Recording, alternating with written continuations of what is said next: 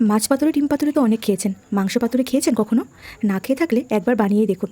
সমস্ত পাতুরি রেসিপিকে মাত দেবে মাংসের পাতুরি। এর জন্য বোনলেস ব্রয়লার মুরগি লাগবে। মাংসটাকে ভালো করে ধুয়ে নুন হলুদ আর সর্ষের তেল মাখিয়ে কিছুক্ষণ রেস্টে রাখুন। এবার মশলাটা বানিয়ে নিন।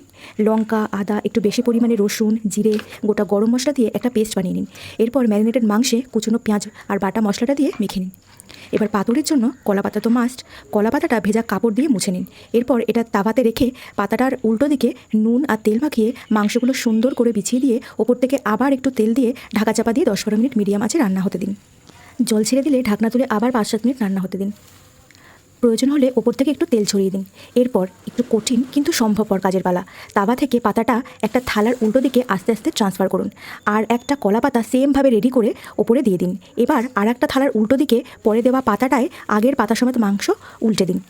ব্যাস, আসল কাজটা শেষ। ওপর থেকে তেল ছড়িয়ে দিন আর 8-10 মিনিট রান্না হতে দিন। পাতার নিচটা চেক করুন।